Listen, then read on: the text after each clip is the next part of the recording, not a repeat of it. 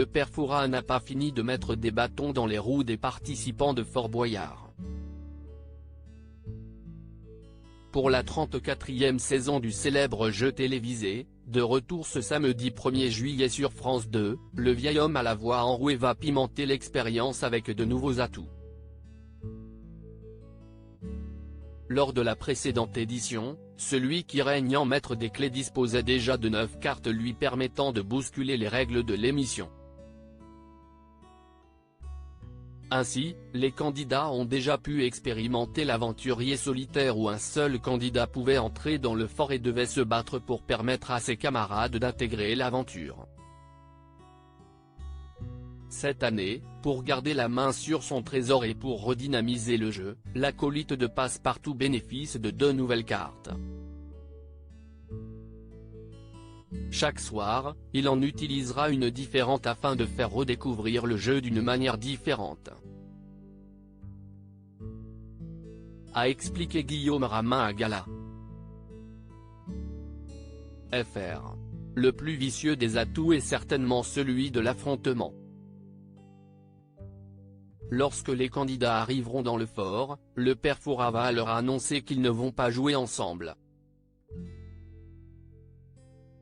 Ils vont devoir former 2 équipes de 4 et s'affronter, a-t-il détaillé.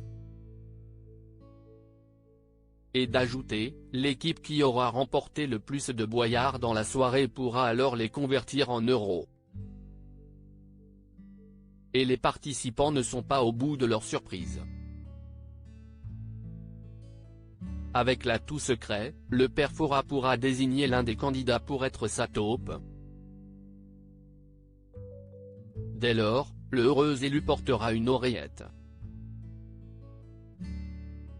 Il va devoir lui obéir au doigt et à l'œil, quitte à donner des mauvais conseillers à ses coéquipiers ou à saboter ses propres épreuves, a révélé le producteur.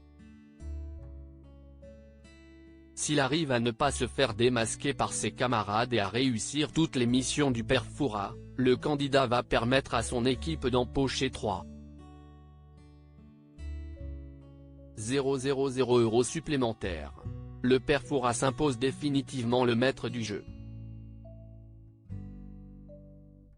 Fort Boyard, qui se cache derrière le père Fouras ? Depuis le lancement de Fort Boyard en 1990, le père Fouras est devenu un personnage emblématique du jeu télévisé. Derrière ce visage ridé et la longue barbe se cache Yann Le Gac.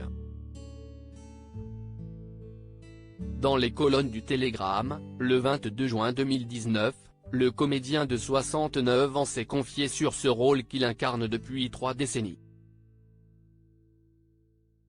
Il n'y a pas de lassitude, le personnage est hyper attachant.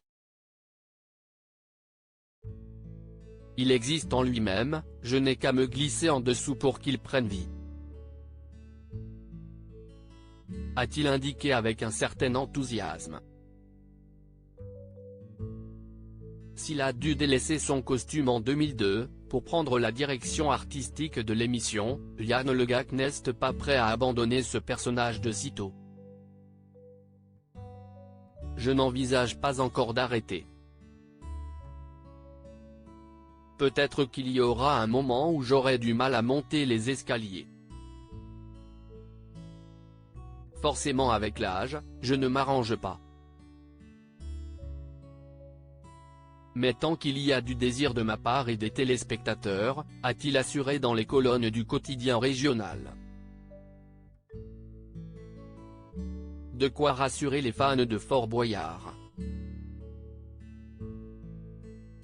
Crédit photo, Laurent Vualp, France Télévisions.